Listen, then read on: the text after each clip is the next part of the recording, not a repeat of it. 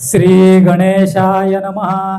ऐशी शिष्याची विनंती, ऐकोनी सिद्ध काय बोलती. साधू साधू तुझी भक्ती, प्रीती पाओ गुरुचरणी. ऐक शिष्या चुडामणी, धन्य धन्य तुझी वाणी. आठवतसे तुझ्या प्रश्नी, आदी मध्यावसानक. प्रश्न केला बरवानिका, सांगेन तुझ विवेका. अत्रि ऋषीच्या पूर्वका, सृष्टी उत्पत्ती पासोनी. पूर्वी सृष्टी नवती काही, जलमय होते सर्वा ठाई. आपो नारायण म्हणून पायी, वेद बोलती याची कारणे. उदकापो नारायणा, सर्वा ठाई वासपूर्ण. बुद्धी संभवे प्रपंच गुण, अंड निर्मिले हिरण्यगर्भ. तेची ब्रह्मांड नाम झाले, रजोगुणे ब्रह्मियासी. निर्मिले हिरण्यगर्भ नाम पावले, दैवता वर्ष एक होते. तेची ब्रह्मांड देखा, फुटोनी शकले झाली द्वैका. एका आकाश आणि एक भूमिका, होनी ठेली शकले दोनी. ब्रह्मा तेथे उपजोन, रचिली 14 ही भुवने. 10 दिशा मानस वचन, काल कामा क्रोधादिकी सकळ. पुढे सृष्टी रचावयासी, सप्तपुत्र उपजवी मानसी. नामे सांगेन परियेसी, 7 जण ब्रह्मपुत्र. मरीची अत्रि अंगिरस, पुलस्य पुलह कृतु वसिष्ठ. सप्तपुत्र झाले श्रेष्ठ, सृष्टी करता ब्रह्मा जाण. सप्त ब्रह्मामधील अत्रि, तेतून पिटी गुरसंतती. सांगेन ऐके एक चित्ती, सौभाग्यवंता नामधारका. अत्रि ऋषीची भार्या, नाम तिचे अनसुया. पतिव्रता शिरोमणिया, जगदंबा तेची जाणा. तिचे सौंदर्य लक्षण, वर्णू शके ऐसा कोण. जिचा पुत्र चंद्र आपण, तिचे रूप केवी सांगो. पती सेवा करी बहुत, समस्त सुरवर भयाभीत. स्वर्गेश्वर्ये घेईल त्वरित, म्हणोनी चिंतिती मानसी. इंद्रादी सुरवर मिळोनी, त्रिमूर्ती पाशी जाऊनी. विनविता ती प्रकाशोनी, आचार अत्रि ऋषीचा. इंद्र म्हणे स्वामिया, पतिव्रता स्त्री अनसुया. आचार तिचा अगम्य, काय सांगो विस्तारोनी. पती सेवा करी भक्तीसी, मनोवाक्यार्य मानसी. अतिथी पूजा महर्षी, विमुख नव्हे कवणे काळी. तिचा आचार देखोनी, सूर्य भीतसे गगनी. उष्णी तिसे लागे म्हणोनी, मंद मंद तपतसे. अग्नी झाला अति भीत, शीतल असे वर्तत. वायू झाला भयचकित, मंद मंद वर्ततसे. भूमी आपण भिवून देखा, नम्र झाली तिच्या पादुका. शाप देईल म्हणून ऐका, समजता मी भीतसो. नेणो घेऊनी कवन स्थान, कवन देवाचे हिरोन. एखाद्या ते वर देताची जाण, तोही आमुते मारू शके. त्यासी करावा उपाय, तू जगदात्मा देवराय. जाईल आमुचा स्वर्ग ठाय, म्हणून तुम्हा सांगो आलो. न कराल जरी उपाय यासी, सेवा करू आम्ही तिसी. तिच्या द्वारी अहर्निशी, राहू चित्त धरोनी. ऐसे ऐकुनी त्रैमूर्ती, महाक्रोधे कापती. चला जाहू पायहू कैसी, सती प्रतिवता म्हणताती. व्रतभंग करोनी तिसी, ठेवूनी येऊ भूमिसी. अथवा वैश्वातलयासी, पाठवू म्हणोनी निघाले. सत्व पावया सतीचे, त्रैमूर्ती वेश धरिती भिक्षुकाचे. आश्रम आले अत्रीचे, अभ्यागत होऊनी. ऋषी करावया गेला अनुष्ठान, मागे आली त्रैमूर्ती आपण. अनसुयेसी आश्वासून, अतिथी आलो आपण म्हणती. क्षुदे करुनी बहुत पिडोनी, आलो आम्ही अतिथी. त्वरित द्यावे सती अन्न, अथवा जाऊ आणि काठाया. सदा तुमच्या आश्रमात संतर्पण अभ्यागत, ऐकिली आम्ही कीर्ती विख्यात. म्हणून आलो अनसुये, इच्छा भोजन दान तुम्ही देता म्हणून ऐकले आम्ही. ठाकोनी आलो याची कामी, इच्छा भोजन मागावया. इतुके ऐकोनी अनसुया, नमन केले अतिविनया. बैसकार करुनिया क्षालन केले चरण त्यांचे. अर्घ्यपाद देऊनी त्यासी, गंधाक्षता पुष्पेशी. सवेची म्हणतसे हर्षी, आरोगण सारीजे. अतिथी म्हणे ते वेळी, करोनी आलो आपण आंघोळी. ऋषी येती बहुता वेळी, त्वरित आम्हासी भोजन द्यावे. वासना पाहुनी अतिथींचे, काय केले पतिव्रते. ठाय घातले त्वरिते, केला तेथे बैसकार. बैसोवन्या पाटावरती, घृतेसी पात्र अभिधारी. घेऊनी आली आपण क्षिरी, शाक पाक तये वेळी. तिसी म्हणती अहो नारी, आम्ही अतिथी आलो दुरी. देखोनी तुझे रूप सुंदरी, अभिष्ट मानसी आणि कवसे. नग्न होऊनी आम्हासी, अन्न वाढावे परियेसी. अथवा काय निरोप देसी, आम्ही जाऊ नाही तरी. ऐकोनी अतिथीचे वचन, अनसुया करी चिंतन. आले विप्र पहावया मन, कारणिक पुरुष होतील. पतिव्रता शिरोमणी, विचार करी अंतस्करणी. अतिथी विमुख तपोहानी, पती निरोप केवी उल्लंघू. माझे मन असे निर्मळ, काय करील मन्मथ खळ. पतीचे असेल तपफळ, तारील मज म्हणतसे. ऐसे विचारुनी मानसी, तथास्तु म्हणे तयासी. भोजन करा स्वचित्तेसी, नग्न वाढी न म्हणतसे. पाकस्थाना जाऊनी आपण चिंतन करी पतीचे चरण. वस्त्रे फेडुनी झाली नग्न, म्हणे अतिथी बाळे माझी. नग्न होऊनी सती देखा, घेऊनी आली अन्नोदका. तवतेची झाली बाळका, ठाया पुढे लोळती. अवधूत चिंतन श्री गुरुदेव दत्त. अवधूत चिंतन श्री गुरुदेव दत्त. अवधूत चिंतन श्री गुरुदेव दत्त.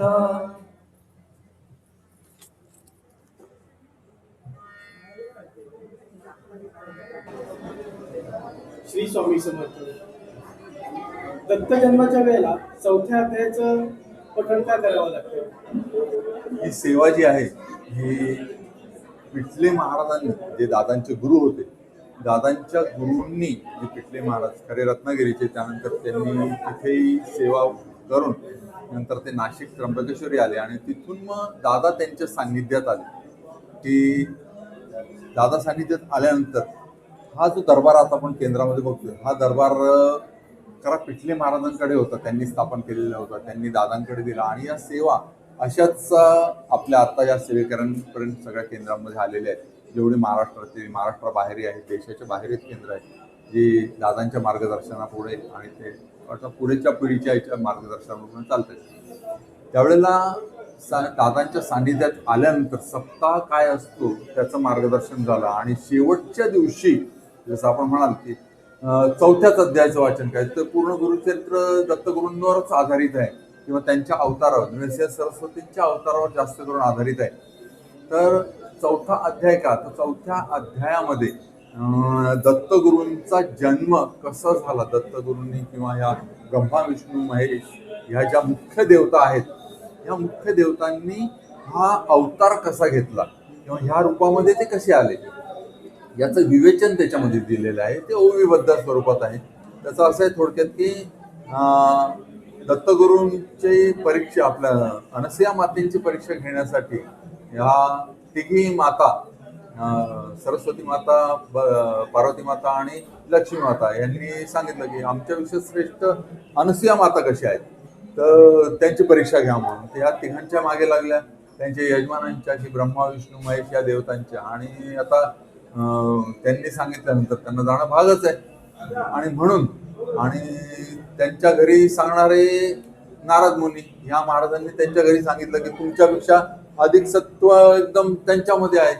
म्हणून मग त्यांना थोडासा राग आणि हे आला. आणि म्हणून त्यांनी त्यांच्या मागे लागून सांगितलं नाही नाही, त्यांची परीक्षा घ्याच अनुसूया मातेंची, त्या एवढ्या सती कशा आहेत, एवढ्या सत्यवान कशा आहेत, तर त्यांनी जाऊन परीक्षा घ्या. तर त्यांनी ठरवलं आणि एक दिवशी ते तिघही जण त्यांची परीक्षा घेण्यासाठी वेगळं रूप धारण करून अनुसूया मातेंच्या दारामध्ये उभे राहिले. त्यावेळेला अत्रि मुनी मध्यान्नाच्या स्नानासाठी गंगेच्या तीरावर गेले होते आणि त्यावेळेला तिथून यायला त्यांना वेळ होता. तेवढ्यात हे देव अनुसूया मातेंच्या दारात उभं राहून त्यांनी भिक्षा मागितली त्यांच्याकडून. ती भिक्षाम देही म्हटल्यानंतर अनुसूया मातेंचं कर्तव्य होतं की बाहेर येऊन जे आलेले आहेत पाहुणे त्यांना भिक्षा वाढावी. तर त्या भिक्षा घेऊन आल्या आणि त्यावेळेला भिक्षा घेऊन आल्यानंतर त्यांच्याकडे त्या तिघांनी एक अट टाकली. आता सत्व हे तपासायचे कसं, त्या तिघांनी मिळून त्या देवतांनी मातेकडे अट टाकली की आम्हाला असं जेवण नकोय, आम्हाला पूर्ण नग्न स्वरूपात येऊन तुम्ही जेवण वाढा म्हणून. तर अनुसूया माता थोडा अचंबित झाला की आतापर्यंत असे भिक्षुक कधी आले नव्हते दारामध्ये आपल्या घरामध्ये, तर हे असे कसे काय भिक्षा मागतात. आणि भिक्षा मागितल्यानंतर आता त्यांचाही थोडे प्रश्न उभा राहिला की आता काय करायचं म्हणून. आणि म्हणून त्यांनी सांगितलं थोडा वेळ थांबा, तुम्ही आतमध्ये येऊन बसा म्हणून, मी प्रयत्न करते काय करायचे ते. आणि नंतर त्या आतमध्ये त्यांच्या स्वयंपाकघरामध्ये गेल्या आणि तिथे त्यांनी अत्रि ऋषींचं ध्यान केलं आणि प्रार्थना केली की जर मी सत्य असेल, माझं एवढं सत्व असेल, तर ही जे काही तिन्ही भिक्षुक आलेले आहेत हे मला बालक स्वरूपामध्ये माझ्या समोर आले पाहिजेत. आणि त्या अनुसूया मातेंचं सत्व एवढं थोर आहे की त्यांच्या एका बोलण्याने त्यांचं त्या तिन्ही भिक्षुकांचं म्हणजे ब्रह्मा देव, विष्णुदेव आणि भगवान शंकर या तिघांचंही रूपांतर एका सेकंदात बालकामध्ये झालं. आणि जेव्हा त्या अनुसूया माता त्यांना वाढण्यासाठी त्यांच्या म्हणण्याप्रमाणे ज्या वेळेला बाहेर आल्या नग्न स्वरूपात, त्यांनी बघितलं की तिन्ही बालकं त्या आसनावर लोळतायत. तर अशा स्वरूपात त्यांनी बघितल्यानंतर त्या बालकांना त्यांनी, आणि ती वेळ नेमकी दुपारची होती आत्ताच्या वेळेप्रमाणे 12:39. त्यावेळेचा दुसरा प्रहर उलटून गेल्यानंतर, कारण साधारण ही वेळ कशी ठरवलेली की माझ्या अंदाजे माझ्या अभ्यासाप्रमाणे असं दिसतंय की दुसरा प्रहर जो आहे दिवसातला दुसरा प्रहर 3-3 तासाचे प्रहर आहेत, त्याच्यानंतर हे सगळं आटपायला एवढा वेळ लागतो महिलेला एवढं आवरून येण्यासाठी. म्हणून ती एक 9 मिनिटाची वेळ पुढे पिठले महाराजांनी ठरवून दिलेली असणार. आणि त्याच्याप्रमाणे ती पुढे वेळ ठरत गेली की ह्याच वेळेला दत्तगुरूंचा जन्म झालेला आहे मध्यान्ह उलटून गेल्यानंतर. आणि त्याच वेळेला ती वेळ सगळ्या केंद्रांमध्ये दादांनी पुढे ठरवून दिली की 12:39 बरोबर दत्तजन्म उत्सव साजरा करायचा. आणि त्याप्रमाणे अनुसूया माता बाहेर आल्यानंतर त्यांनी बघितलं की बाळं झालेली आहे ती तर सगळी त्यांच्या म्हणण्याप्रमाणे. आणि त्यांनी जे काही मागणं अत्रि ऋषींकडे गेलं होतं त्यांच्या साधनेप्रमाणे, अनुसूया मातांची साधना होती, त्यामुळे त्या साधनेच्या जोरावर, त्या साधनेच्या ताकदीप्रमाणे त्यांचं रूपांतर बालकांमध्ये झालं तिन्ही देवांचं. आणि त्यांनी त्यांना स्तनपान वगैरे केलं. आणि त्याच्यानंतर काही दिवसांनी जशी जशी तुम्ही बाळं मोठी होत गेली तसं तसं त्यांनी सांगितलं की आता आम्ही इथे राहणार नाही म्हणून, आम्हाला तपश्चर्येला जायला लागणार आहे. त्याच्यामुळे अनुसूया माता पण थोड्या अचंबित झाल्या की अरे बापरे आता काय करायचं म्हणून. हे तिन्ही देव तर आपल्याकडे आले, त्यांच्या ज्ञानाने त्यांचं जे काही तप होतं त्या ह्याच्यानी त्यांनी ओळखलं होतं की हे साधारण व्यक्ती नाही आहेत, हे कोणीतरी आपल्या परीक्षा घेण्यासाठी आले. आणि त्यावेळेला मात्र त्यांनी सांगितलं की नाही नाही असं करू नका म्हणून, की तुम्ही अखंड आमच्या घरी राहिलं पाहिजे, माझी बालकं होऊनच राहिलं पाहिजे, माझी बाळ होऊनच राहिलं पाहिजे. त्यावेळेला त्यांनी भगवान विष्णूंनी त्यांना आशीर्वाद दिला. त्यांना सांगितलं की माते आम्ही तुझ्या पूर्ण स्वरूपामध्ये, आता आम्ही पूर्ण स्वरूपात आहोत, त्या पूर्ण स्वरूपामध्ये आम्ही पृथ्वीवर राहू शकत नाही. आम्ही आमचं काही अंशात्मक रूप इथे तुमच्या घरामध्ये तुमच्या ठिकाणी आम्ही सोडून जातो, आम्ही नक्की तुमचे बालक होऊनच राहणार. आणि त्याच्याप्रमाणे ते तिघाही जणांनी स्वतःचं एक रूप केलं आणि भगवान विष्णूंचं जे एक रूप आहे मुख्य रूप ते तिथे राहिलं आणि बाकी सगळे पुन्हा आपल्या स्वस्थानी तिघही जण निघून गेले. आणि तेच तिथून मग पुढे दत्त स्वरूपामध्ये सगळ्या जगासमोर ती मूर्ती उभी राहिली आणि अखंड त्यांची पूजन हे करू लागले. त्यात एक ही दत्तगुरु ह्या पूर्ण स्वरूपात राहिले नाही याचा एक गोष्ट किंवा जे काही दादांकडून ऐकलंय ते एक सांगण्याचा प्रयत्न करतो की ज्या वेळेला पिठले महाराज स्वामींची डायरेक्ट बोलत होते, एवढं त्यांची तपश्चर्या होती की ते स्वामींना हवं तेव्हा त्यांना बोलवू शकत होते. अगदी लहान मुलाप्रमाणे हट्ट करून त्यांना बोलवू शकत होते की स्वामी अशा सेवकाचं काम अडलेलं आहे, माझ्याकडून काय होत नाही, मी त्याला मार्गदर्शन केलेलं आहे, तर तुम्ही करा. एवढी पिठले महाराजांची सेवा झालेली होती. एका हाकेसरशी स्वामी तिथे यायचे.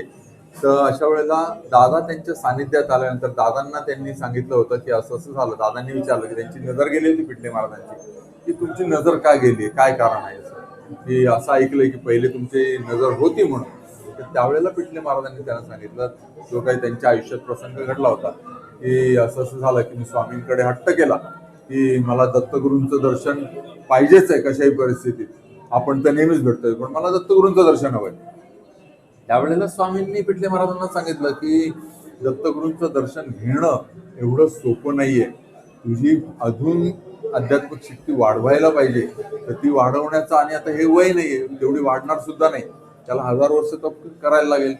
तर तरी सुद्धा त्यांनी स्वामींकडे हट्टच धरला, नाही मला कसंही करून पिठले दत्तगुरूंचं दर्शन घ्यायचंय. तर त्यावेळेला स्वामींनी पिठले महाराजांना सांगितलं की यामध्ये काही होऊ शकतं, ते सगळं सहन करण्याची तुझी तयारी आहे का, तर मी दत्तगुरूंना बोलवतो. त्यावेळेला पिठले महाराजांनी सांगितलं हो काही झालं तरी चालेल, या देहाचं काही झालं तरी चालेल, पण मला दत्तगुरूंचं दर्शन हवंय. त्यावेळेला एक दिवस ठरवला स्वामींनी आणि दत्तगुरू यांना पिठले महाराज सांगितलं ही वेळ या वेळेला तू तयारी करून तुझी सगळी पूजावरच्या वगैरे आटवून तू ध्यानाला बस. त्यावेळेला मी दत्तगुरूंना बोलवतो, हरकत नाही. आणि त्यावेळेला सकाळची वेळ होती साधारण, आणि अशा वेळेला पहिल्या प्रहराच्या वेळेलाच यांनी स्वामींनी दत्तगुरूंना आवाज दिला की या म्हणून, तुमचा भक्त तुमची वाट बघतोय, माझ्याकडे हट्ट धरलाय म्हणून तुमच्या दर्शनासाठी. आणि त्यावेळेला फक्त एकच क्षण समोर आल्यानंतर स्वामींनी पिठले महाराजांना सांगितलं की आलेच दत्तगुरू, दर्शन घे त्याचं. असे त्यावेळेला फक्त पिठले महाराजांनी दत्तगुरूंचं फक्त अंगठ्याचं दर्शन घेतलं आणि त्या एका क्षणातच ती एवढी शक्ती तिथे होती, एवढा प्रकाश तिथे होता की त्या एका क्षणाने पिठले महाराजांची नजर गेली आणि तेव्हापासून त्यांना दिसायचं बंद झालं होतं. असे ही पिठले महाराजांची शक्ती आणि स्वामींची शक्ती इथे आहे. आणि एवढं दत्तगुरूंचं तेज आहे म्हणून ते तिन्ही रूपामध्ये ब्रह्मा विष्णू महेश यांनी तिन्ही एकरूप केलं होतं. त्या एकरूप केल्यानंतरही दत्तगुरूंनी सांगितलं की ही जी शक्ती आहे ही बघणं सर्वसाधारण माणसाला तेवढं शक्य नाही, म्हणून मला जंगलात जाऊन किंवा ह्याच्या जाऊन शैल्य पर्वतावर जाऊन तिकडे तपश्चर्या तिकडेच बसायला लागणार आहे, सर्वसाधारण माणसामध्ये मला जास्त दिवस राहता येणार नाही.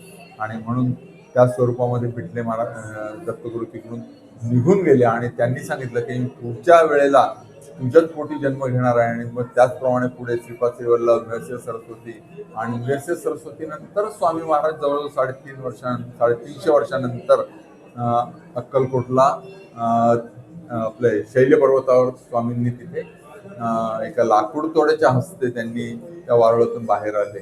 अशी ही कथा आहे. कथा म्हणतो आपण हिंदू याला कथा वगैरे म्हणतो, सत्य घटना आहे खरी, पण ह्याला नुसतं कथेचं रूप न देता याच्याकडे एक सकारात्मक दृष्टीने आणि सत्य घटनेच्या दृष्टीने बघून सगळ्यांनी या अध्यात्मामध्ये आणि स्वामी सेवेमध्ये लीन व्हावं.